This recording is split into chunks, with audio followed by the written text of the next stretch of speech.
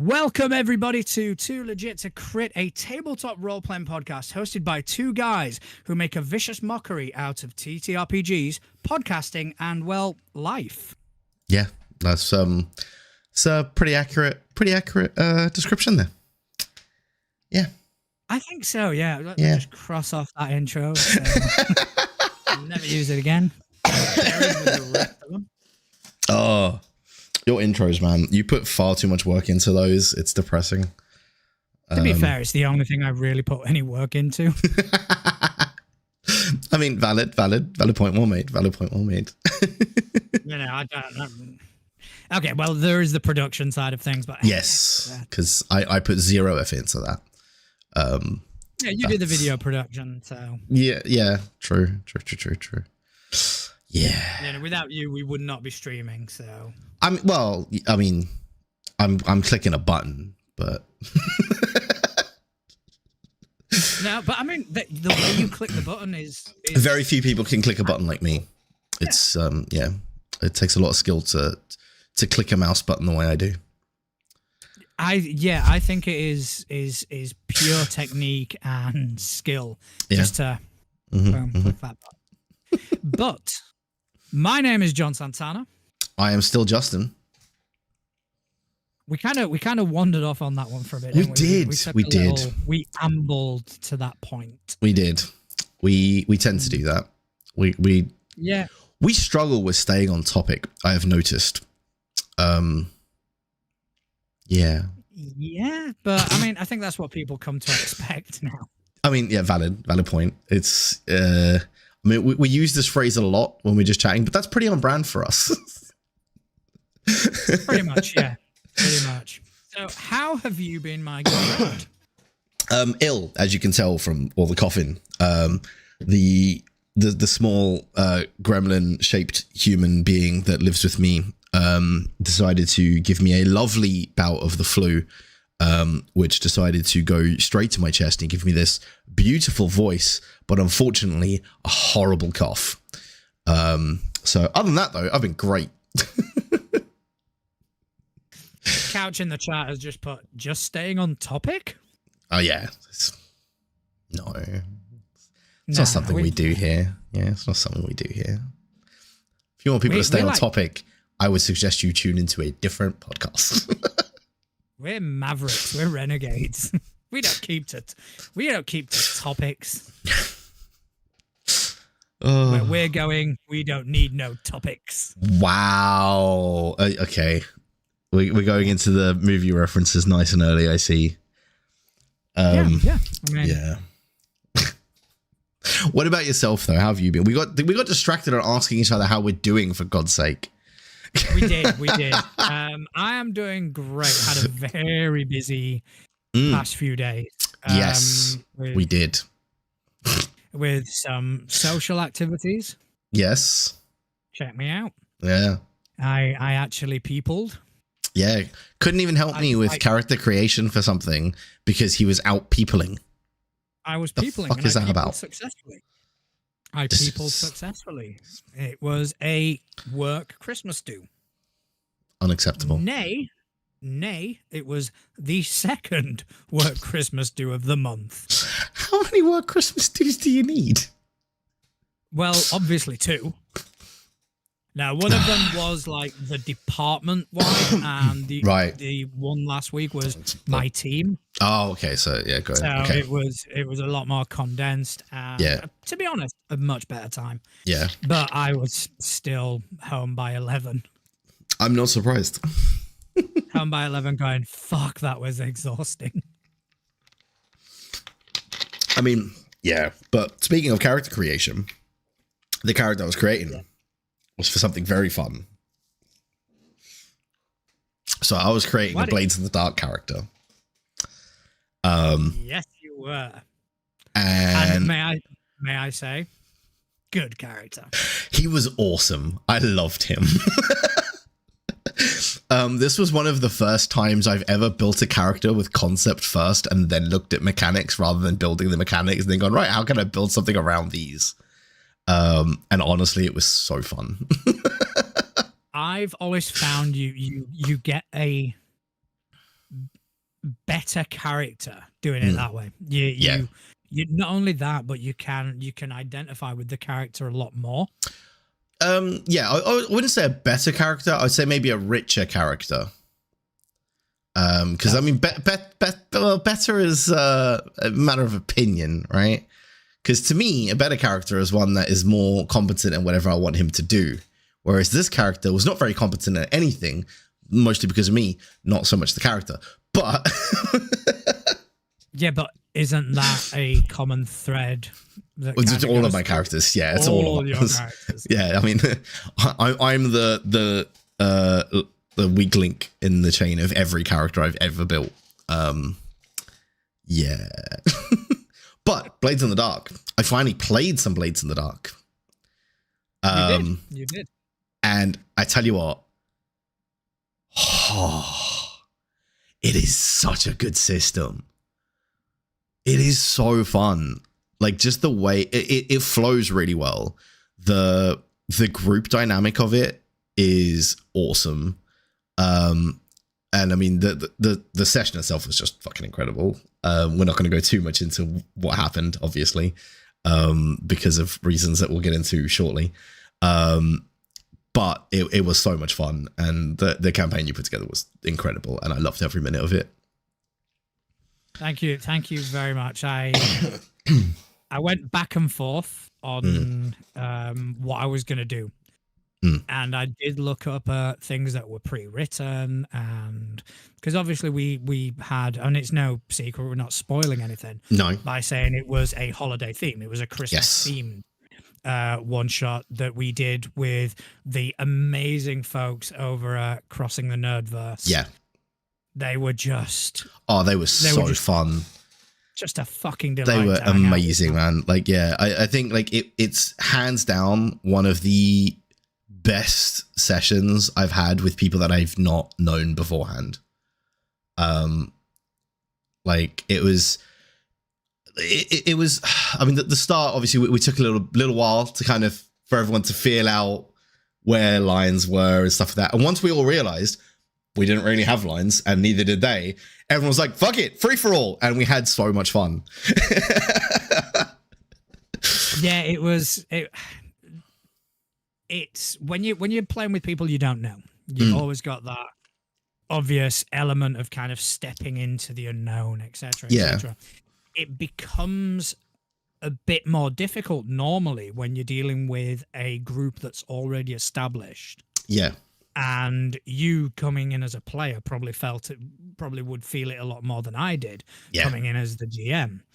However, they are so welcoming and so sort of, you play, right, you're one of us sort of thing. Yeah. Honestly, it was like, it was something I was genuinely worried about being a player, because obviously you were DMing and I was playing, and I was the only player from our side. So it was kind of like me and them playing in your game. But within like 5 seconds of being in that call with them, it wasn't me and them, it was just us.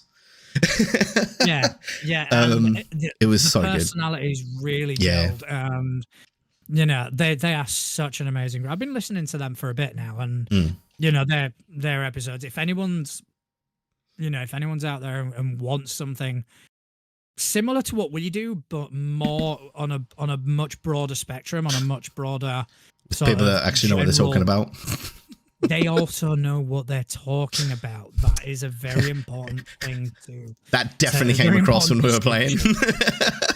Yeah, they know what they're talking about. They were like, yeah, so we looked up the rules. I was like, I didn't. I was like, I have no clue what we're doing. I just built something that I thought would be funny. Like, wait, you looked up rules? There's rules to this game. I'm there with the book kind of going. But dude, honestly, it was so much fun. And I mean, getting to hang out with them for, I mean, well, by the end of it, we were in a call with them for, I mean, recorded stuff, it was close to 4 hours, but in total on the call, we were in there for like 5 or 6. It was just awesome, dude. We had a lot to kind of discuss, a lot to kind of prepare before getting before into we it. actually started playing. And then we did also have that little break in the middle because it's a long time to sit at your desk, let's be honest. I really needed to pee. We all needed a little minute to stretch our leggies. And it was perfect. It was just before the engagement roll as well. Yeah. It's okay. Now we're going to take a break. So it kind of nicely divided the game into two.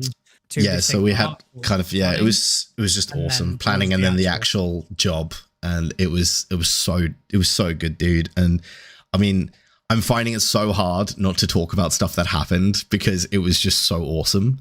But I'm gonna refrain because I don't want to ruin the fun that we had for other people that are gonna watch it later. Because it was awesome, and some of the stuff that happened, I'm so upset I didn't see some of the stuff coming that I should have seen. Some of the stuff as well. Like when it happened, I was like, how did I miss that? Yeah, I mean, when this whole thing first came about, and I suggested to Eric from Crossing the Nerdverse about doing like a Blades in the Dark Christmas one shot, he was like, okay, so I need to find something. I need to find a score that'll work. So I did kind of look up a few things, and there is one, and it is, I can't remember who it's done by, but there is an actual heist based on Home Alone called Little Rat Bastard. Love it. And I was looking at it kind of going, yeah, this looks fun. This looks all right. This is kind of fun. But then I didn't want to kind of bring in, somebody else's. I wanted it to be something I wrote. I wanted unique. It to be something, not only that, because I find that easier to run. Yeah. Rather than having somebody's work that I have to reference constantly. When it's something of mine, I've already got it up here. Yeah, I think like doing it that way as well, it gives you that freedom that if we throw something out of left field, you don't have to worry about making something up on the fly, because if it does contradict something later, doesn't matter because you can just change it. But if you contradict something that's in a pre-written like adventure or whatever, it can sometimes ruin stuff later on down the line. And then obviously then you end up just off book the whole way through. Which is not, then what was the point, right? I mean, I had an absolute blast. It was one of those that I finished because that was the second game I was running that day.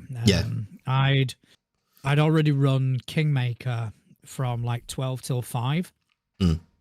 Managed to get home, chill out for an hour, get online. Everybody gets online. That's when we start discussing. I think it was about 6 or 7 o'clock, something like that. We started recording. So it was my second game, and lots of coffee, lots of energy drink. I was, at one point I was actually had the old tremble. I think nerves were probably a part of that as well.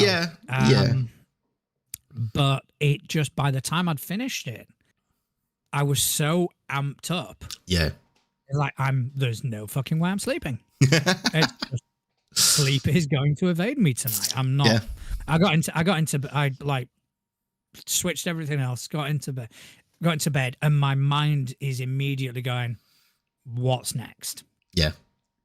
Well, yeah, I mean, that's the thing, right? Because again, I'm not going to spoil anything, but where we left things off, like, it's not the end of the story. Like, it's just not. No. It's definitely not. It could have been. 100%, it could have been. It could have been. Because, you don't know how these things are going to go. Yeah. But we had such a fun time that I think I was about 25 minutes in when I kind of thought, yep, no, I want to do this again. This needs to happen. Yeah. this needs to be I won't say a regular thing, but it has to reoccur. There has to be another, absolutely. And so I got into bed last night and my mind's going, okay, what's going to happen next? What's And next for this band of misfits? I've already started writing things down. Oh, that's terrifying. So it is, yeah. I mean, not only that, the system is great because Blades in the Dark just lends itself to, I mean, improv really well. Yeah, and I think as well, like the way the group kind of formed. Again, I'm trying to say this without giving anything away, but like the way the kind of group dynamic was, it worked really well. Like everyone got their moment in the sun. There was no from where I was sitting, there was no character that didn't have a moment of doing something really cool. And even in like that final, like the final moment, like this is really hard to say without saying anything. Everyone played a part. Like there was nobody that was like left out of the big climax, and it was just really, really cool. There was one part very early on which established a group dynamic. Yes.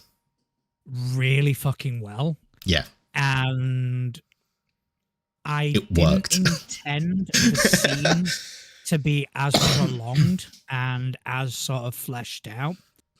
But when things started happening, I'm going to lean into this and we're going to kind of explore this space and see what comes from it. And it was just such a good fucking game. It was, man. And I tell you what, I'm looking forward to playing more Blades in the Dark, just in general, because that was so fun. My dice didn't treat me like shit for once. I mean, they did, but they also didn't. I rolled a couple of 6s on D6s, which for me is unheard of. I was very excited, which comes across in the recording. Because every time I rolled one, I was like... Yeah, but... And there was a like a period when one of the group was rolling nothing but 6s, and you were just rolling 1s, and it's like, no, not a period. The whole game, he did not have a single. I from memory, he didn't have a single roll that wasn't a 6. He was rolling. He was on fire. He was the anti. He was the anti me. Yeah, he was. He was the anti me because. I mean, I think that one roll early on really kind of cemented to everyone that I was not talking shit when I said that I rolled like shit, because I rolled 4 dice and I rolled 1, 1, 1, 2. And I was like, nah, welcome to me. Now, so what do you think? Like, let's actually talk about. So we can't really talk about the storyline as much. Yeah, we are hoping to put episode 1 of it or part 1 of it up on Friday. So just editing to go, and once that's done, it'll be up. Yep. So let's talk about the system. Let's talk about Blades in the Dark, because I've played Blades in the Dark a couple of times previously. I've always had fun with it, but not as much as that last night. Because last night it was right. We're gonna let things happen. We're gonna balls to the wall and let's go mad. Let's enjoy this, and we did. And so much so the whole homebrew that I am preparing, which I was gonna do in the Cypher system, is now going to be either Blades in the Dark or Forged in Darkness or, one of those related systems. I mean, just because it's so fun. It is. It's so fun. I mean, that's the thing, right? Like, I've said many times that I struggle to enjoy new systems. And the ironic thing is, since we started this podcast, I've found quite a few systems that I really enjoy playing now, other than 5e. Because obviously we found Fabula Ultima, which we're playing with, with Couch and that, which is a brilliant system. But this is so good. It's so dynamic. And it really is one of those systems where it's, oh, you want to do something? All right, well, tell me how. Yeah, okay, that makes sense. Yeah, let's do that. And I love the loadout system, the way that works. Of you don't have to pre-plan what your loadout is. You kind of you choose what kind of loadout you're taking, obviously, whether it's a light, medium, or heavy load, right? Before you start, and then you can just check off, oh yeah, this is part of my loadout, and you have a certain number of items for that like weight of loadout, right? Because that, again, it gives that flexibility that I've always hated with other stuff that I've played, which is tried to do this kind of thing where you've been like trying to do a heist or something, and you get to a point where like, oh, if only we had this, and it's because you didn't foresee that you might need it, so you didn't bring it, and then you end up with like 8 things in your backpack that you didn't need, and it's just it always feels a bit. Heists are hard to do in other systems. Yeah. I've tried it in Pathfinder. Tried in Pathfinder a couple of times. It's a hard thing to do because the person who facilitates everything is listening in on everything. Yeah. So, it has to come down to the GM kind of going, oh, no, you won't need that. And, kind of dictating what's going to happen. Yeah. Or the player's trying to pull one over and it becomes very adversarial. At least with this and the sort of open nature of it, it gives you the impression of this group of people having meticulously planned everything, every detail. Yeah. And we didn't really explore the flashback mechanic too much, but that is what the flashbacks I think are. we used it like once or twice. We used it, and it was pretty cool. I really like the group action mechanic. That was really cool. We used that a couple of times. That's an awesome mechanic. I really like that. Because it gives whoever's leading the group a bit of risk, but you're more likely to succeed because you've got the entire group rolling for this particular thing, right? Yeah. So that's like a really cool mechanic. I like that. And it's just it's so fun. So fun. What I like about the group mechanic is that everyone who fails causes stress to the leader. Yeah. So it's like, oh, for fuck's sake. Well, fortunately, I don't think I failed any of our group roles yesterday. No, you didn't. There wasn't too much stress on the leader. No. But that was my big worry. It was like, yeah, we're going to do a group roll. I was like, I don't think that's a good idea. There were some other mechanics that we didn't get to explore, and kind of thinking about it, I did have the opportunity. And I was like, shit, I should have really kind of offered that as an option. But you live, you learn. Next time we're going to do it even better because we're going to know the rules better. And I tell you what, though, those deals with the devil mechanics, they make me so happy. I could tell because every single time somebody was like, I'm thinking about taking one, you were like, really? It was like, and that's the thing, like, knowing you for as long as I have, the minute I saw that face, I was like, you better fucking not.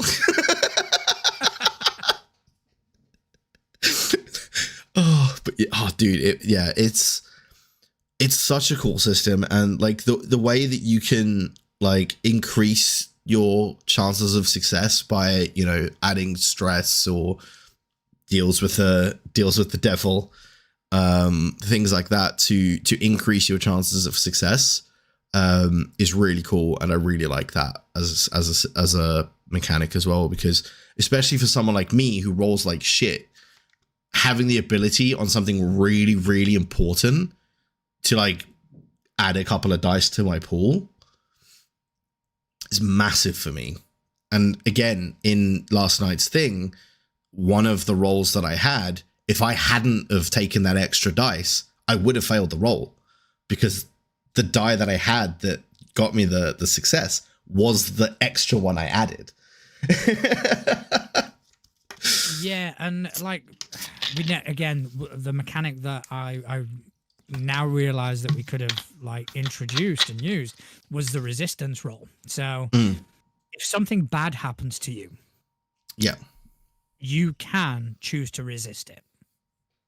And the way that works is you can resist it, but at a cost of 6 minus 1d6. Or 2d6, depending on the attribute that's used. Yeah. If it's something physical, you'd use your physical attribute. If it's something mental, you'd use your mental. If you've only got 1 dot in that, you're fucked. It's 6 minus 1d6. Could be 6 minus 2d6 if you've got 2 dots. If it's so, it's the resistance rolls is something that I kind of looked at later and went, fuck, we could have used that, but still, without that, it still ended up just being an incredibly fun game. And we hope to get it out on Friday. Yeah. And if you guys want to get to know the people that we were playing with, go check out Crossing the Nerdverse. Pause this. Go watch. Yeah. Absolutely do. Of Crossing the Nerdverse.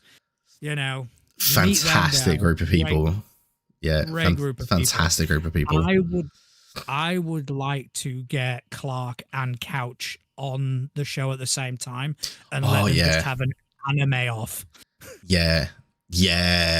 That would be fun. But I mean, it was just like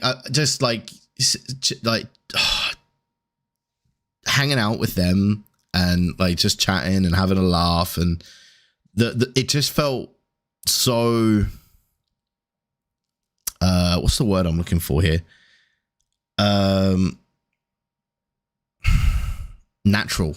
Like at no point did I feel like I was having to change who I was to fit a dynamic or anything like that. It was so free flowing, and like they came in and didn't try and because again, I mean they outnumbered us like 4-1 player wise, right? I mean they did, and at no point did it feel like it was 4-1 player wise, because at every point, if there was something that my character or me could be doing, I was doing it, and there was no.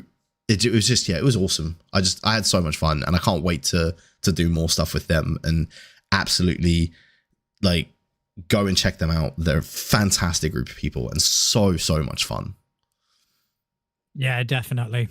But while we're on the topic of systems, yes, some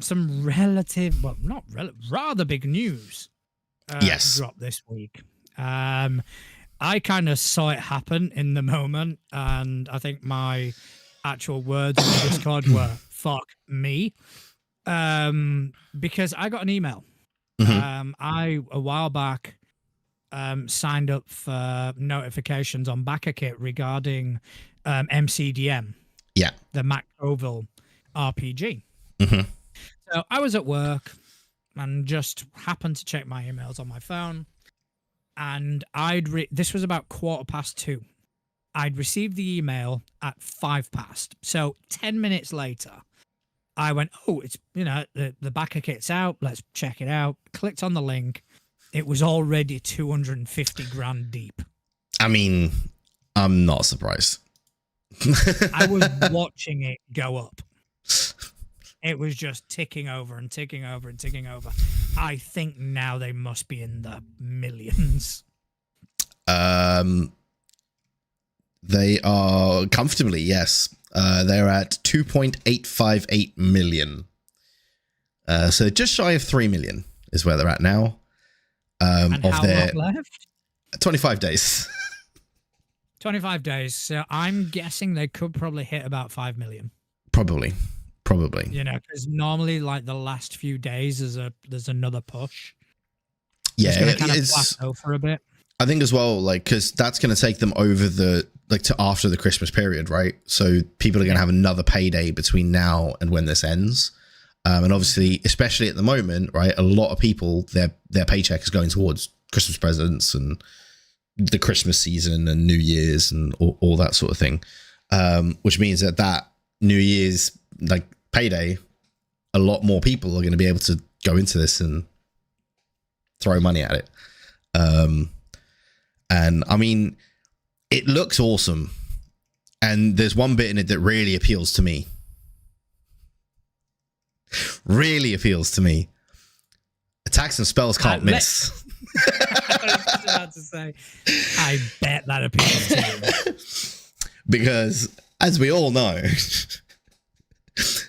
that's my weakest point in these kind of games, right? Is like I'll build an awesome character and then I don't do anything in combat because I just miss every attack. So that bit is awesome for me. Yeah, I'm trying to, I mean, because obviously you need to have some sort of stakes. It can't just be, yeah, you always hit.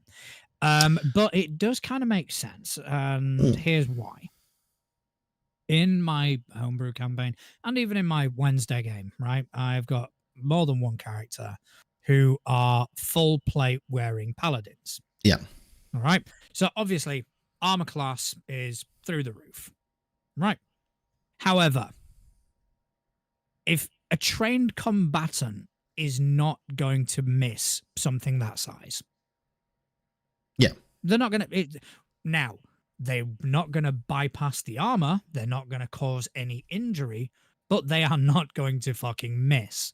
And I think that has become a problem with the vernacular that is used in our games. Where, okay, so I've got an AC of 28. I got a 27. You miss. Yeah. No, you don't. You just don't You damage. Don't you just don't damage. Yeah. In PF2E, it is there is a way around it where you can say, okay, so if you critically miss that target AC, then you do actually miss. Yeah. If it's within 10, you probably hit. You just don't do damage. Yeah, I mean, I think as well, like, so other systems that I've seen and played, the way they've kind of dealt with that is your armor isn't so much a to avoid getting hit, it's damage soak. So if you've got an armor of say 6, right, whatever damage they deal gets reduced by 6, and then you take anything above that. So if they deal 5 damage to you, you've got an armor rating of 6. They don't deal damage to you because your armor absorbs the damage. And that's a really good way of dealing with it, because then armor still has a use and a function, right? Because it's going to reduce the incoming damage, which is what armor does, right? Because armor doesn't magically stop you getting hit. The point of armor is you get hit, but you can keep fighting because it doesn't hurt you as much. I mean, there are a lot of systems that kind of use that mechanic of armor is basically damage reduction. So I'm thinking in this MCDM thing, that's probably what they're going to do. Yeah, because essentially that is what you do. So the way they've put it in the in the back kit and in the articles I read about it is you roll 2d6, add one of your attributes, so strength or dexterity or whatever the attributes are, and that's your damage.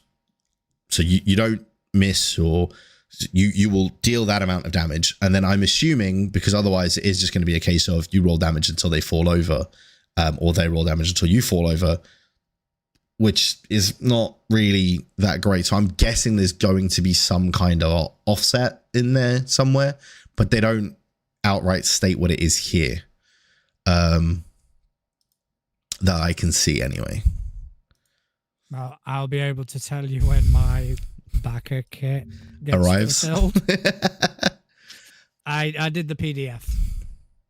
Fair enough. Only because I'm going to get spanked for postage if I were to buy the physical copies, and I refuse.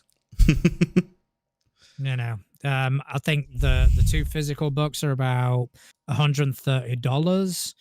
So I went for the PDFs because 2 books coming from America, I'm guessing $70. It's going to cost you a fair bit. Yeah. I mean, I'm just looking at, they've got some of the example pages up on the back of it as well. And one of those does have a creature on there, which is a necromancer. And there is a stat on here for a chance hit, which is 1d4 plus 5. So they might roll to mitigate some damage from that chance hit or something like that. I don't know, but I can't really see anything else that would mitigate damage. But it does have a lot of health, so maybe there isn't. I guess we'll have to wait and see when the books arrive, or when the books are downloaded. This has the potential of being huge. Oh yeah, absolutely. You know, Matt Colville is very highly regarded in the space. Yeah. However, I also think that there's the chance of it not landing as expected. Yeah, I think that the issue that they might have, right, is especially with it doing almost 3 million in a very, very short period of time, right? It's obviously very hyped. And sometimes when things are this hyped, it can overhype them to a point where they then become a letdown because they're not they don't live up to the hype that everyone's built up around it, which is my only concern with it. Because, I mean, like you say, you know, Matt Colville, when I first started DMing, I watched loads of his videos and stuff like that on, you know, running the game and stuff like that. It's an awesome series, and I definitely recommend checking it out, because as much as he will give you advice on what he does in certain situations, he also is very adamant about find your own way to do things, because because this is how I do it, or this is how, you know, Matt Mercer does it, or whatever, that doesn't mean it's the way to do it, right? The way to do it is whatever works for your table. And that's kind of advice that I've lived by from the minute I heard it to now.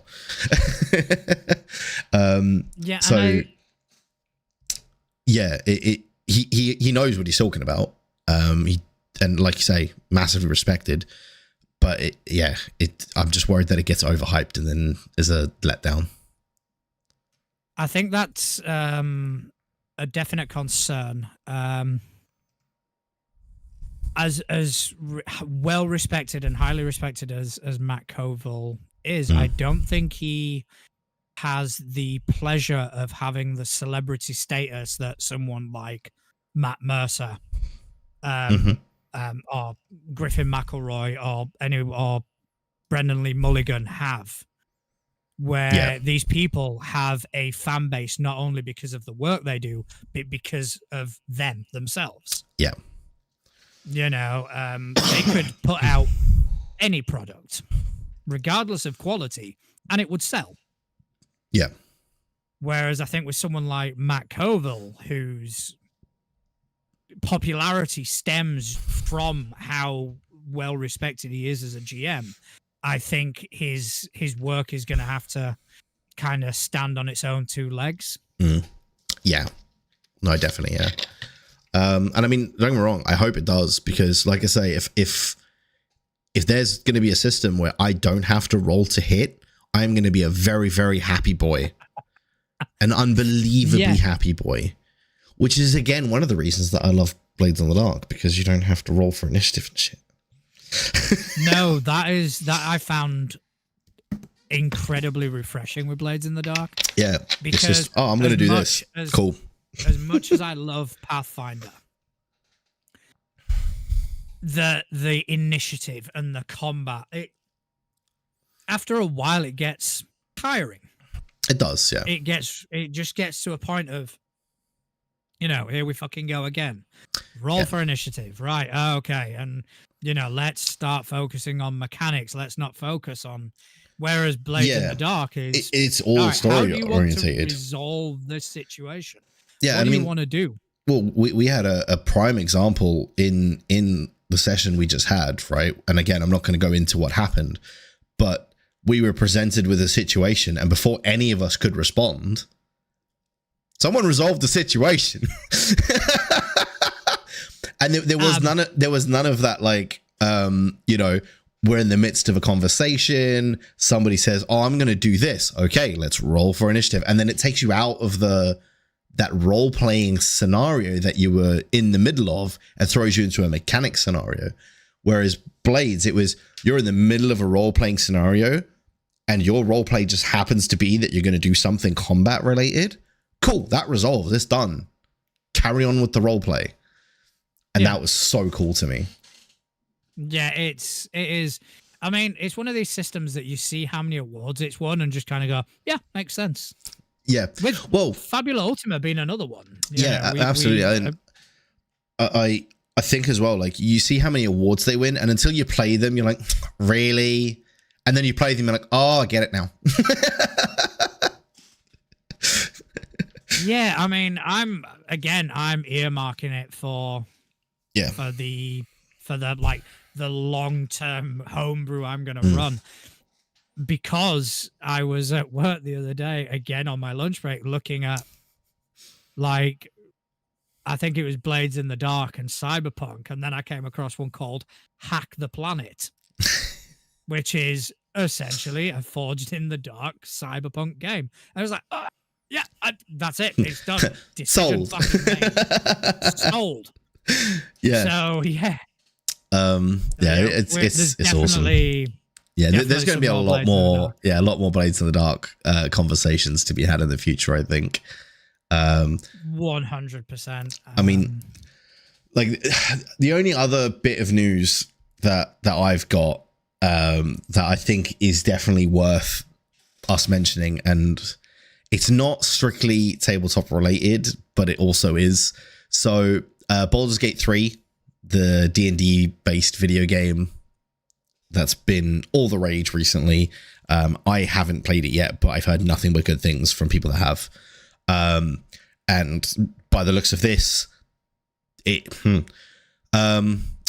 so we had some Game Awards, and by Game Awards, I mean the Game Awards, took place just the other day.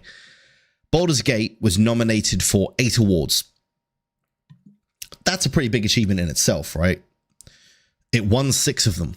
I mean, that's insane. One of those was Game of the Year. So a video game based on this hobby, essentially, right? Won Game of the Year in the video game world as well, which is just insane to me. It annoys me that it's so fucking good. I knew it would. It does. It genuinely, I mean, it's one of these things that it's just, it can't be disputed. Yeah. It is a good fucking game. I've not played it myself, but I've just read all the reviews and it's like, yeah, this is a good fucking game. Well, I've also sucks that it's attached to that shitty company. I mean, I've also watched a fair few people play it and stuff on streams and the odd YouTube video here and there as well. And it also, I don't know how they've managed to do it, but it's also somehow captured the mechanics of a TTRPG in a video game world, and it's not made it boring to play as a video game or like taken away from the mechanics of the game itself, which is, I think, a huge achievement to do, because to take that kind of like randomized like encounters and stuff like that and make them not seem slow paced is really hard to do. And yeah, they've done an amazing job. No, they have, and again, it's not something I can dispute as much as I really, really want to. But fair play to them. Yeah, you know, I guess more people are gonna have to pick up the fucking ampersand bullshit. But well, it'll be their entry into this world, and then they'll discover fabulous things like Fabula Ultima and, you know, Blades of the Dark and the many other awesome systems that are out there. Once they've dipped their toe in the water. So it'll be awesome to have them. So speaking of systems, stepping away from that conglomerate. Yes. For a tiny bit. I once again put the call out to Threads. Yeah. And just asked for people to kind of show us their projects, show us their creations, and you know, I got a few hits, and there are some interesting ones. Okay, so first I want to direct your attention to, as soon as Trello loads, Level 1 Geek. All right. Okay. Level 1 Geek are a team of geeks who run a blog, YouTube channel, and podcast featuring tabletop role-playing game entertainment and educational content. Currently, our YouTube and podcast shows a playthrough of Stolen Fate, an adventure for Pathfinder 2nd Edition. There are many other one-shots and mini-series posted on our YouTube as well. Our blog includes quite a few articles to help new people get started in the magical hobby of tabletop role-playing games. Overall, it's our mission to help people learn and enjoy this hobby, no matter how experienced they are or not. So what I'm reading is they do what we do, just better. I mean, yeah. That's what I got from that. And I'm just having a look at their website now, and they definitely do it better. Wow. Like, I mean, just wow. But it's awesome. Like, you know, looking at their blog and stuff as well, like they do, like they even have an article about like dice sets and stuff like that. Articles on character creation, like just loads of awesome stuff, man. And it really does, it gives you everything you would need. It's got a session 0 checklist. Honestly, they've got blogs here covering most of the stuff we've talked about in episodes in the past as well. How to handle disruptive D&D players, play a different system. and taking stabs at my own system now. Oh, it's going to be better than ours. Absolutely, it's going to be better than ours. Yeah. But yeah, it's awesome website, and honestly, the goal of trying to, you know, educate and bring new people in is fantastic. So yeah, just awesome. Yeah, that's it. I mean, I'm now looking at the best D&D dice sets for 2023. Okay, so you've got the regular, you got special material, precision. They really do their research. Yeah, that's what we're missing, Justin. Research. What? Yeah, it's research. Is that like searching again? No, I was going to say it does not mean searching again. Oh, okay. But I'm like some of the dice that they're putting up on here look awesome. Oh, I like those. The Dice Envy. I'm looking at the easy roller ones. There's a weird ampersand on there that I'm not massive keen on. Oh, fuck me, the Dice Envy. Yeah. Yeah. Oh, that's sexy. Yeah. Little Dragon Core. Q Workshop. We all know Q Workshop. Critic, Norse Foundry obviously are on there. Level Up Dice. Yeah. So, okay. I mean, so I'm just going to show these the Dice Envy ones on the screen quickly, because we can do that now. They are beautiful. Check out that production value, motherfucker. I mean, they are beautiful dice. Like, they are just stunningly gorgeous dice. But yeah, so I mean, absolutely go and check out Level 1 Geek. That's just awesome stuff that they're doing. The detail there as well. They absolutely know more than we do. Listen to them, because whatever advice they give, I haven't read all of it, but it's probably going to be more sound than anything we've told you, unless they're agreeing with what we've told you, in which case, great. I really, really doubt they are. Probably, but you never know. We occasionally stumble on the correct answer once in a while. You know what they say? Even a broken clock is right twice a day. That is, unless it's got no hands whatsoever, which I think is our brand. Or we're just it's broken, like full of number. It's broken because it's like moving backwards, so it never actually at the like right time, so it's just never the right time. Yeah, just like the hands have fallen off. Yeah, it's like a sundial in a cave. Pointless. Which, again, our brand. Yeah, that's pretty on point, not gonna lie. But yeah, no, that's awesome. And yeah, definitely, you know, trying to help and encourage people to get into this hobby it's what it's all about, right? I mean, we all play to have fun and stuff, but if we can bring more people into this space and into something that we all enjoy and love, nothing wrong with that. Nothing wrong with that. All right, so the next person I kind of want to highlight, I must say there is a personal bias here, because I have interacted with this person quite a bit on Threads, and I think she is absolutely fantastic. She is an artist. Her name is Atlas Ursa on Threads. Yes. You may recognize her as the person that sent you a Winnie the Pooh gift to make you feel better. The person that sent me Winnie the Pooh. Yeah, cheers for that. So if you kind of go to her link, there is a link to her Instagram, and you can just see some of her artwork. It is so fucking good. It is. No, it is. It absolutely is. I mean, yeah, I've seen them interact on a lot of posts and stuff that we've put up as well. So I've been onto their page and stuff, and it's fantastic stuff. I mean,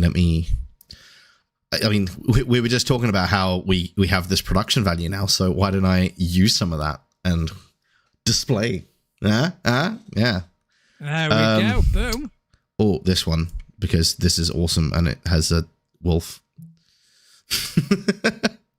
We like wolves. We do. We are. I mean, that is awesome. Fans of wolves. Like that is just so good.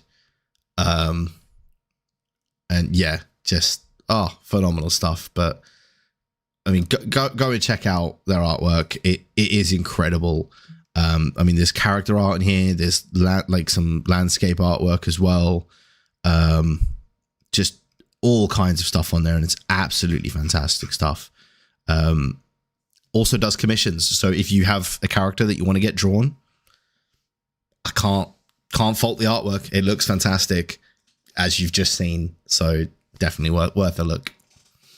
And I've checked out the prices, and the commissions are definitely reasonable. There's don't get me wrong. I mean, if you're paying someone for a commission, you expect to pay money. Yeah. But it's reasonable. It's a good amount. And if I were to, have a character in a longer campaign, potentially down the line for Edgar or something like that. Yeah. Oh yeah, absolutely. I'd get Atlas to do a portrait of him. Yeah, I mean, absolutely. And it's, art in particular is one of those things where you really do get what you pay for. Yeah. And I mean, I've known so many artists over the years, and they've always blown me away because I do not have an artistic bone in my body. So when I see stuff like this, my brain can't comprehend how somebody could be this talented. So yeah, if you're not paying for the artwork, chances are you're going to get what you pay for. But here, it's not ludicrous. I would probably pay more than these prices, because I've just pulled them up on my screen. I would probably pay more than that for this level of art. So yeah, very reasonably priced. But yeah, she has given us a bit of an introduction where she says that what started as a hobby of editing and drawing characters for her tabletop role-playing groups quickly turned into an attempt of a substantial job. It wasn't long after I got in touch with the Threads community that I realized what I wanted to build wasn't a source of income, but a source of community for tabletop role-playing gamers and artists alike. Launched my Patreon at the end of this year, as well as my Discord, because I wanted a place where gamers and artists could work together to breathe life into stories. It's still in its baby stages, and I only have the most basic bone structure down, but I am really working on getting feedback from others and having real, sometimes brutal conversations with people in the community about the need, want, and sometimes lack thereof art for the tabletop role-playing game community. It's expensive. It's not realistic with timing, and they don't get us stayed on the AI topic, and don't get us started on the AI topic. System or form of communication where we can provide art for stories and stories for art. It's still in the dreaming stages, and we're working through a lot, but we're on the verge of maybe partnering with some exciting ideas down the line. Still working on the dents in the plan. Atlas, wish you all the best with Absolutely. that. I think it's a fantastic idea. And I mean, for people like myself who are artistically challenged, having a community of people that are there to help bring what's in my head to reality is invaluable. I cannot explain enough how people like myself need people like that. You know, because I am really good at getting a concept up here, but I really struggle getting it anywhere else. And having people that I can be like, so this is my idea, and they can go, oh, what, this? I'm like, yes. Yeah, I mean, last night I actually wrote the word devil's bargain on a piece of paper, and nobody could fucking read it. So that's because of your blur. It was your blur that we couldn't read it. Well, I like to think it's because I'm shit at drawing. I can't even write good. Hey, neither can doctors. Check out Atlas. Yeah, check absolutely. out Atlas Ursa on Threads. Yeah. Phenomenal person with a phenomenal body of work. Yes. So, you know, don't miss out on that. So the next thing, we've got Pathwalker 1. Pathwalker 1 is a tabletop role-playing game that allows players to explore any genre, setting, and story they can imagine. It uses a simple rules-light system that focuses on player creativity and narrative. Whether you want to play as a space pirate, fuck yes, a medieval knight, a cyberpunk hacker, or anything else, Pathwalker 1 gives you the tools to play your adventures your way. And the actual core rules, completely free on the website. Huh. So, yeah. They've also done adventures in the Wild West, in space, and the House of Solomon, which looks very interesting. That looks very me. It does. That looks you to a T. I don't know. I thought it was a bit more horror, but it might not be. No, it's precipice of war, so there's a lot of tensions and danger lurking. Oh wait, no, hang on. Here we go. And a world ender lurking just out of sight. That's you. You love a world ender lurking just out of sight. I love a lurking world ender. Yep. That's the title of your autobiography. That's the title of this episode, motherfucker. Love it. But yeah, no, it looks awesome. And, you know, the fact that the core rules are free, it's fucking awesome. Yeah, I like it. And it seems to be super flexible. Yes, I'm just going to have a quick look at the dice roll. Let's have a look at that, shall we? I'd rather not. Any action our player or wayfinder wishes to make is determined by the roll of a six-sided die. Each character is assigned a numerical trait score which determines the number of dice they can roll when attempting to overcome an obstacle. The number cannot exceed 20 for any trait. To succeed, at least one die must show a 6, similar to Blades in the Dark. Yep. Conversely, any roll that does not show at least a 6 counts as a failure. That's a bit more like Vessen then. Yeah. That's a bit more. I think Vessen's like that, where it has to land on a 6. If not, it's a fail. Yeah. Wow. So that's why you have a pool of up to 20. Yeah. So you roll in a shitload of dice. Shitload of dice in the hopes you get a 6. Yeah. It's another way of doing it. And it's a very satisfying way of doing it. Yeah. I mean, let's be honest. We all love to roll the clicky clacks. Yeah. Like rolling click clack rocks is good fun. Yeah, it looks definitely really interesting. It does, yeah. I think I might have to give that a little download because I've been wanting to put together some kind of Wild West type game, and if they've got a Wild West game already, I mean, I've said it quite a few times in episodes, and they've got a Wild West adventure here for $15. So I might have to give that a cheeky purchase and download, and then maybe we have another fun time playing some games with some people. I don't want to twist your arm right now, Justin, but I'm just on DriveThruRPG, and the Withers West is $9.99. Oh, okay.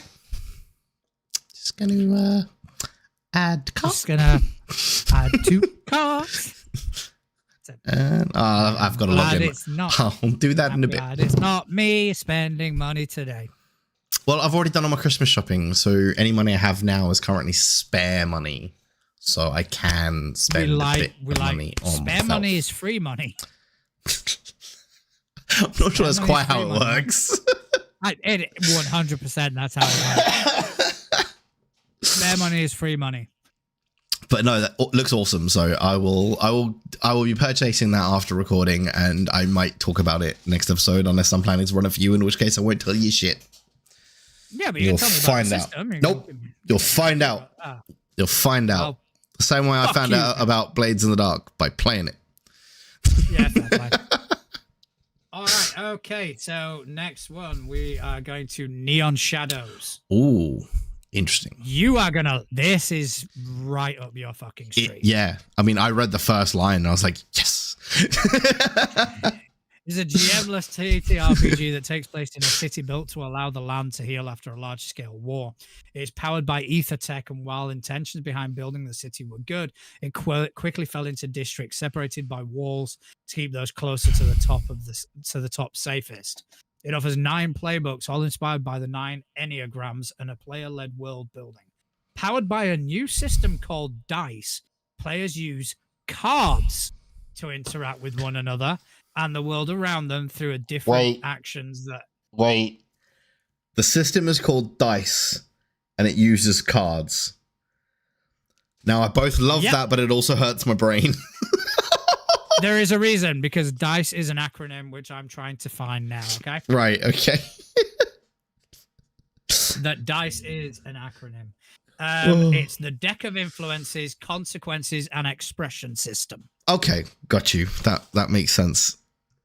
Is a system inspired by the Belonging Outside Belonging system that combines token pool and play mechanics that uses a standard 52 count deck of playing cards. Lovely. Optionally including the Jokers for a total of 54 cards. Lovely. With 3 suits used as an expression of the will of the player when it comes to solving a problem.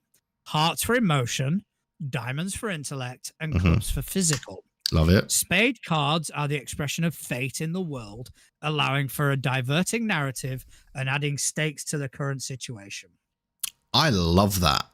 That's awesome. Like utilizing the suits and stuff as well to point them in different paths. That's awesome. I like that.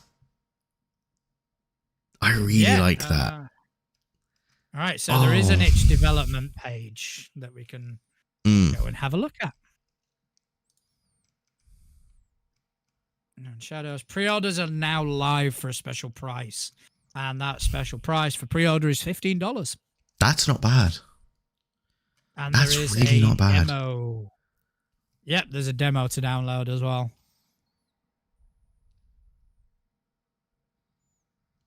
Oh, this looks really good. I knew you'd like it. Really good. It's cards, yeah, no dice. And we all know how I feel about dice. It's cards. You like your cards. I do like my cards. I might have to download one of the demos, Foist, and give it a little try. Because, yeah, it does look awesome, though. And I am very interested because it is cards and not dice. Although it is technically still dice. It'll be a dice game that I enjoy playing. Yeah. But no, that looks awesome. So I've got one quick one. All right. This is Beads and Fiends. Beads and Fiends sent to us courtesy of Heather Rohde. I developed a rules-light TTRPG that revolves around making friendship bracelets with your friends. It's light-hearted and silly. The idea is you are a cryptid that wants to make a human summer camp. You do human summer camp activities. How do these activities go wrong? It's not fully developed out, but it's something. And there is a website which we're going to just take a look at now. I love that. So you get to embrace the wacky side of tabletop role-playing games. Join the adventure as a cryptid going to a human camp in this rules-like tabletop role-playing game. All right, I think this is definitely worth a deeper look. Yeah, it looks really fun. I'm just having a look at the website now myself. And you actually use beads for the game? Yeah, you actually. So I'm gonna put this up on screen as well for everyone else. But you actually are building out these these bracelets. So what you need for the game, you need beads. Could be plastic ones meant for kids or fancier ones if you want. There's even like if you're playing with someone that's colorblind, because that is a thing, right?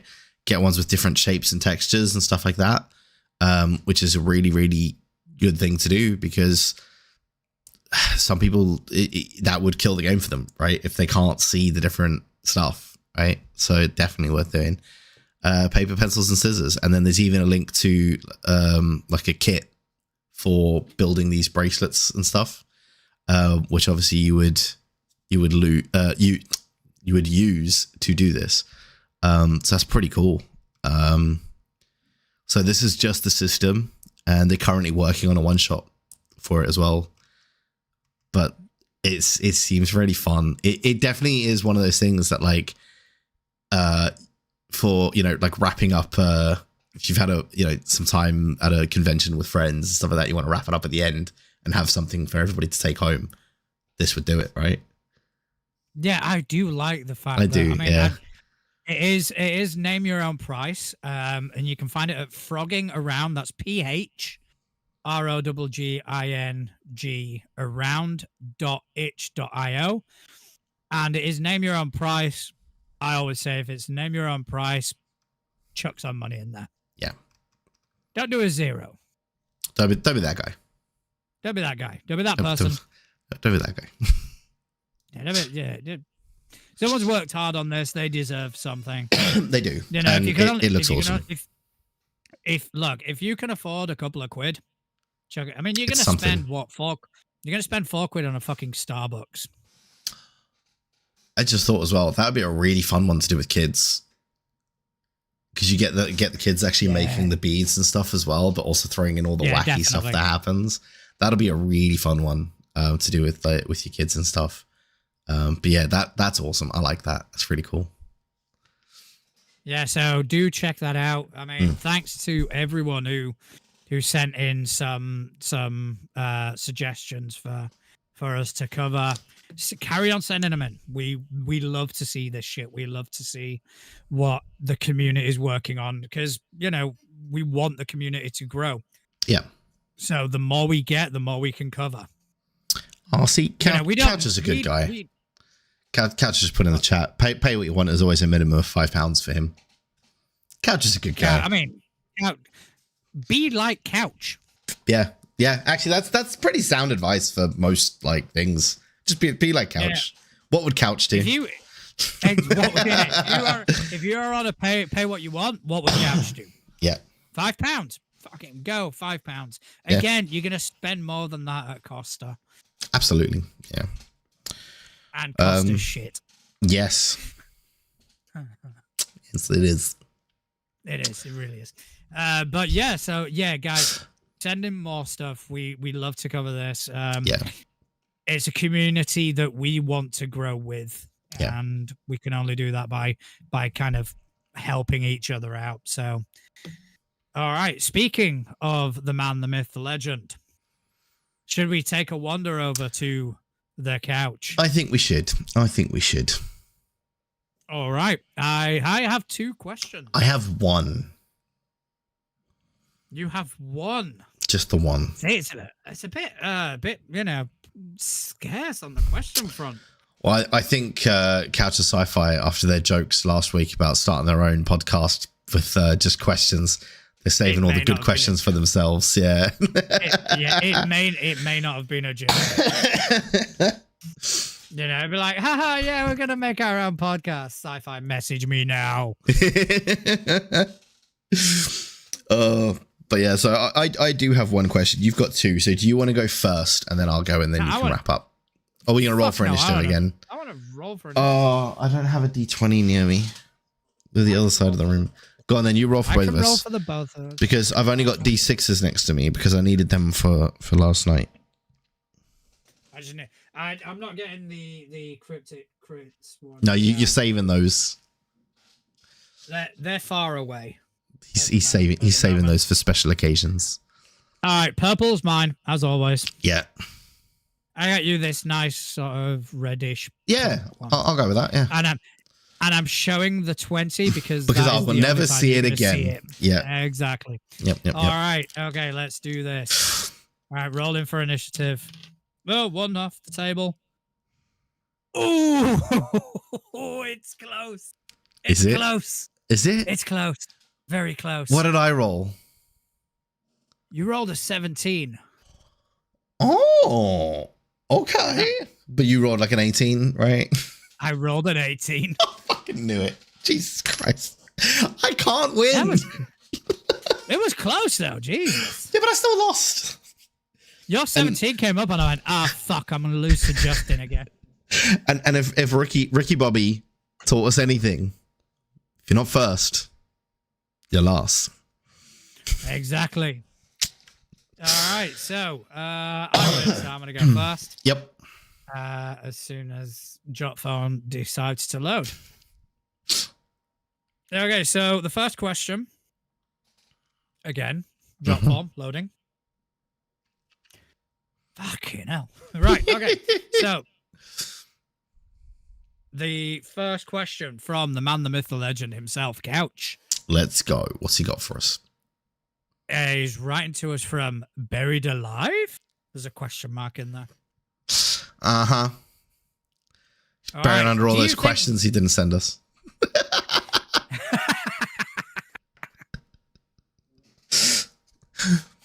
What would Couch do? Anyway. Yeah, that's the question. What would Couch do? What would Couch do? Send us questions. Yeah, that's what Couch would do. Send us more questions. All right, so do you think there are any underrepresented monster classes in the systems we play? For example, I always thought, despite all the cool rules and abilities, elementals have never really been fully explored in adventures written by any of the key players. So I'm assuming we're focusing on D&D and Pathfinder. Yeah. To answer Couch's question, in Pathfinder 2nd Edition, elementals got a lot more fleshed out. Even more so since Rage of Elements came out. Fucking take a look at that book. It's amazing. But anyway. I mean, I would agree that in D&D in particular, elementals are very sort of ignored. There is basically just the 4 elementals and that's it. There's not really much else. So yeah, they are definitely underrepresented, and I would love it if there was a lot more to them, because they are a really cool concept that I think it would be a lot of fun to explore. There are, I feel like there's more that could be done in general with a lot of the really common things that we see, like kobolds. They kind of get ignored a lot because they're seen as like throwaway monsters. Same sort of thing with goblins. They're kind of the things that people throw in just to inconvenience the party, like for a midnight raid or stuff like that. So I feel like a lot more can be done with them. That just isn't, because I've said this before, and I feel like a lot of people don't utilize them the way they should be utilized. Which would make them actually quite a formidable opponent if you did. But also just building out those cultures and stuff like that. Like there was that one goblin campaign that we played in Pathfinder way back when. I don't know if you played that one, John, but Couch ran it. It was we are goblins, or we be goblins, something like that. I have run it, but for a different group. But yeah, we are goblins. I love that because like the entirety of it took place in that goblin like space, and that was really cool. So doing stuff like that for like kobolds and some of the other underappreciated creatures would be a lot of fun, I think. Well, I mean, everything you've said has already been done. Well, I'll go fuck myself then. Yeah, and you even brought it up yourself. Yeah, we be goblins in Pathfinder. There's that was awesome. Them. Yeah, that was awesome. I love that. That was so much fun.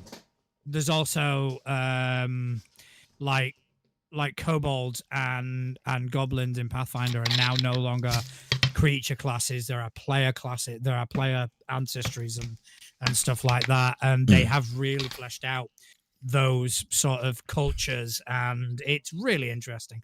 Mm. And one of the most fun Pathfinder Society scenarios that I played, this is a bit of a tangent, was one called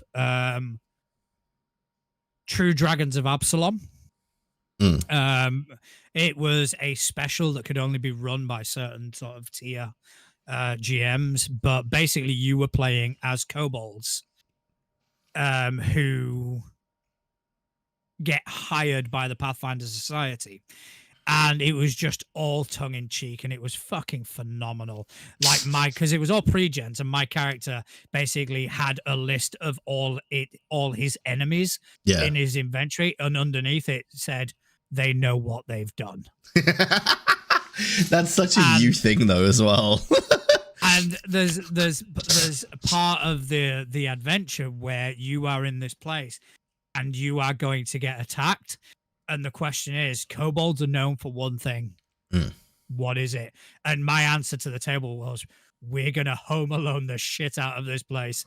And there is a mechanic where it's like, okay, you've got so many trap points, spend them wisely. And it was fucking phenomenal. In terms of Couch's actual question, though, again, tangents. I'm trying to think again, because, you know, Pathfinder... the new edition has at least leaned very heavily, and I'm assuming D&D 1 will do it as well. Yeah, I mean, I think there's probably a lot of stuff that I just haven't seen in newer books, because I have missed a few books as well in recent the recent year or so. We've had a few books come out that I've missed. I mean, for me, and this isn't necessarily much of a complaint, because I think these sort of creatures can get fleshed out in other systems doing this sort of genre better. But I think, at least in Pathfinder, the sort of Lovecraftian existential horror type creatures, they're there, but they don't carry the same weight as they do in Call of Cthulhu, Delta Green. So I think they could be better, but at the same time, if I want to play Lovecraftian, I play Delta Green. So. Yeah. Well, hopefully that answers that one for you, Couch. I think that's as close as we're going to get to an answer. No, I think it was a valid answer. No, it was. Yeah. No, absolutely. I think it's it's definitely that there are quite a few underrepresented. Wow, that was really hard for me to say for some reason. I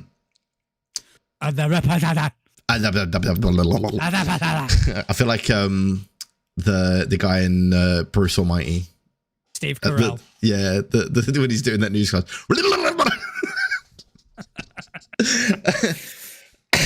And I just realized that gave you a soundbite. Great. Right. Anyway, moving on. New episode title: Justin Almighty. Couch Almighty. Couch Almighty. What would Couch do? All right. So what we've got, we had Lurking World Ender. Lurking World Ender. Then we had What Would Couch Do, and now we've got Justin Almighty. Justin Almighty. Answers in the chat. What should be our episode what should be the title this week? God. Well, while they're doing that, I'll go on with the next question, shall I? Go for it. So mine is from Sci-Fi, who is currently watching a Christmas movie.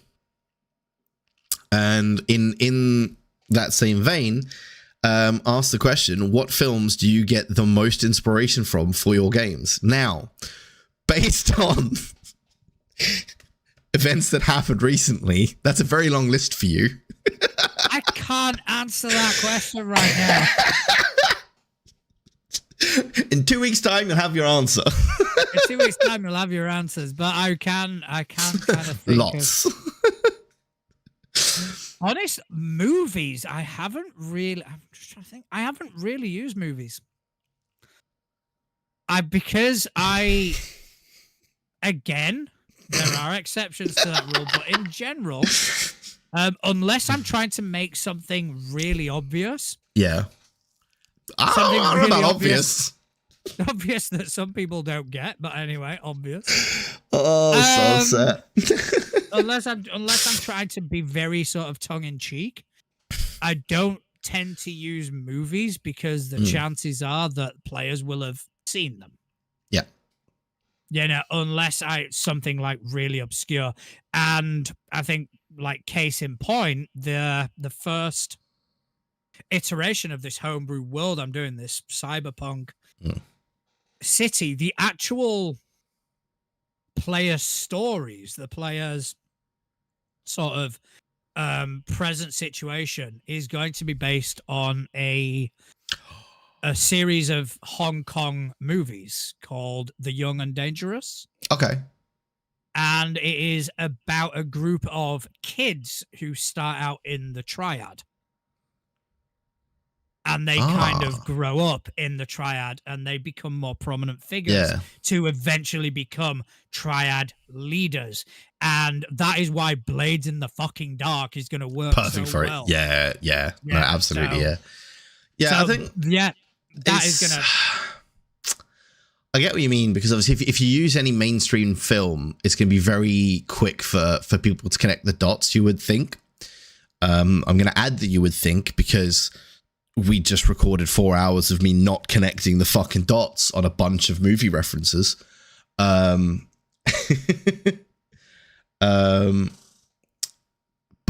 yeah, I think like there are times where I have maybe used stuff from films, but I will try and borrow from films that aren't in any way related to what I'm building. So for example, there was I think it was a Asterix and Obelix film when I was a kid. I can't even remember anything else about it. I just remember at one point they were presented with 3 riddles. Now I've used those riddles in countless things since, because it's those kind of riddles where you give an answer that is technically correct, but it's not the answer I want.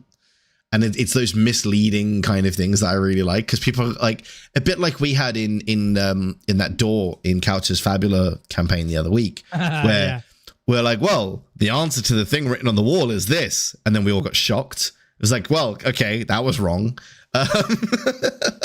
So it's that, like, giving them the it's giving them that like that point in a, oh yeah, this is probably the answer, and when they give it, you're like, no. I really like that, so I try and find like those kind of goofy solutions in films, or any kind of like honestly though, I think I borrow mostly from video games. That's probably where I get a lot of my stuff from, because I did play a lot of like puzzle based games, so stuff like Uncharted. There's a lot of things about, you know, where you're solving a puzzle to get a door open, so borrowing those mechanics of, okay, well, if they push this over here, and so I would say I probably borrow more from video games than films, but I will sometimes take like funny things that happen in a film and throw it in there for a laugh or whatever. Yeah, I've used video games. I'll use like very specific parts of video games. There was one thing I did recently where there was a serial killer in a city, and it was because she was a like a scorned lover who would kidnap and murder people with exceptional abilities, and she would remove those abilities and kind of attach them to herself. Like there was a runner whose legs she stole, etc., etc. And where I got that from was Nier Automata. Nier Automata, you face this robot which is just an amalgamation of like all these different robots, but as a side quest you kind of figure out why this robot was the way she was, and it was because of that.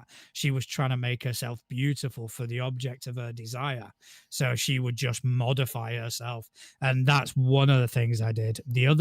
Another prominent one I did was I got it from a song. Mm.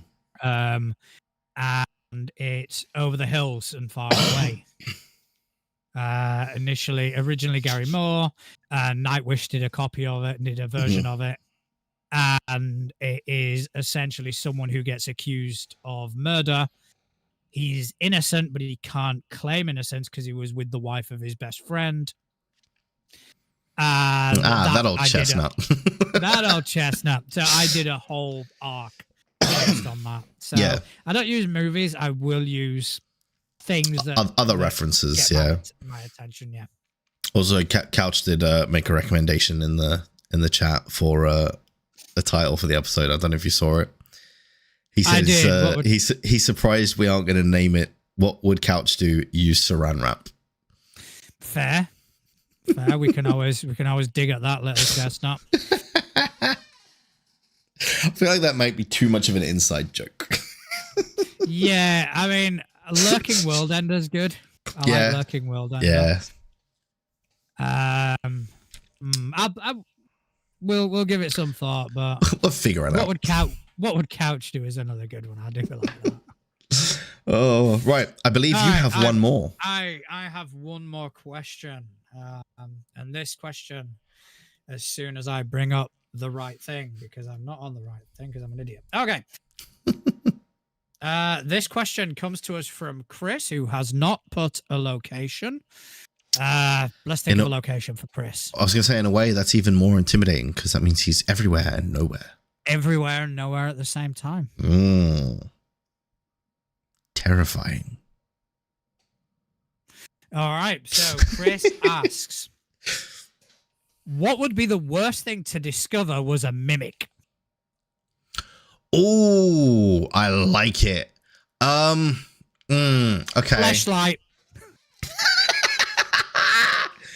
I mean, that's up there. That's absolutely up there. Yep. Like, I don't know if you've seen this, but there is actually adventure paths and stuff where entire cities are mimics. So basically, it's when so many mimics get together, they actually form an entire city, and the entire city becomes one big mimic. That would be pretty terrifying. Because, like, you're out adventuring. Oh, there's a city. We can go resupply. You walk in. Nope. That'd be pretty scary. I mean, yeah, scary. I will agree with that. But I'm thinking more on a smaller scale. I'm thinking like just something where it'd be like, oh, fuck mimic. Yeah. You know, I mean, it would be the equivalent of like finding a spider in your shoe or something like that. Oh, like shoes. Shoes, mimic shoes. Yeah, because never mind the spider in the shoe biting you. Your shoe's gonna bite you. Yeah, gloves would also suck. Put your gloves on. I think we can cover all wearables. Yeah, all wearables. Yeah, anything wearable. Particularly helmet. Helmet would really suck. Put that on your head and then just. What about like your phone? Well, I suppose like that would only be bad if you like put it up to your ear, right? Because if you don't do that, So using a phone for what its original purpose was, which nobody does these days. I'm old school. I still make telephonic calls. Oh, what about like a keyboard? Like you go to sit down at the desk at work, start typing, and then suddenly your fingers are gone. That would suck. I mean, obviously you've got the whole element of like the gore fest. It's a keyboard. It's gonna bite. I'm kind of thinking of it more the inconvenience of like wanting to, like, you know, I've got a toaster. I want to make toast in the morning. Just keeps eating your toast. You absolute cunt! And stop eating bread. Stop eating my fucking bread and just cook the damn thing already. Like, oh, fuck's sake. Or like your diary. Every time you go to write in your diary, at the end of the day, it eats your pen while you're writing. God damn it! I'm good. How about a parachute? Couch has put some good ones in the chat. Couch says the toilet. The front door to a house. I've actually front door. Yeah. I think we've all done a door. The old door mimic. The damsel in distress as a mimic. I've actually seen there's a meme going around of that. I don't know if you've seen it, where there's like a chest, and then next to it there's like a tied up princess, and then like when the adventurer goes to open the chest, the princess like, no, don't, it's a mimic. And then when the guy goes over, goes, oh, okay, goes to rescue the princess, she's the mimic as well and eats him. And then the other mimic's like, can you stop doing that? I'm hungry. I mean, to be honest, it must be a sad life being a mimic. Yeah. You know, if you're just a mimic, you're sat in a dungeon, it's like, well, I'm a chest. Well, they can turn into other objects. They don't have to be a chest. Yeah, I'm gonna turn into a barrel for a bit. I'm gonna. Wait, no, the torch. So like the torch at the entrance to the dungeon. So like you go to grab it off the wall. Oh, I need to write that one down. Yeah, but it doesn't reveal itself till later. Till later, they carry it all around the dungeon. Yeah, just sitting there like, just enjoying the sort of. I'm part of the group. I've got friends. I'm gonna eat them in a minute, but I've got friends for now. Yeah, that would be a good one. What other things would just be like inconvenient? Because I kind of like that whole angle. I like that. I mean, don't get me wrong. We could always kind of go Flintstones and just say, "What if our bin was a mimic?" They'd be like, "Oh yeah, yeah." I mean, essentially, waste. Garbage disposal. It'd be great. It'd be great. Scrape your plate off into a mimic. Like, open up, Frank. There we go. Yeah. That would be pretty cool. That's some paper just in. Yeah, that would be cool. That would be cool. That'd be a good use for a mimic, I think. How about I'm just kind of looking around my room now. Yeah. What could be a cool mimic? How about a Make America Great Again hat, because fuck them. That would be an amazing mimic.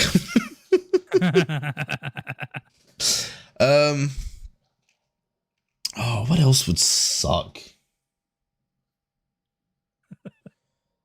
Cal just put curtains in the chat. Oh, that'd be a good one, actually. Yeah. That'd be pretty cool. I mean, if it was anything like any electronics that connected to the internet, I'd be fucked. Yeah. I spend far too much time in front of screens. Screen. A tablet. What would a mimic do if it kind of like accidentally just panicked and went, "Oh yeah, I'm going to be a kettle"? Does it then have to pretend to boil water? It just starts whistling. it just sits there for a bit and then just starts going.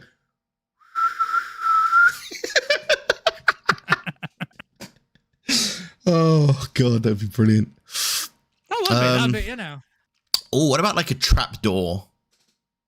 Right, so you get into like the king's like room, right, the throne room or whatever, and like there's a trap door under the throne, and you open it up, and the trap door's a mimic.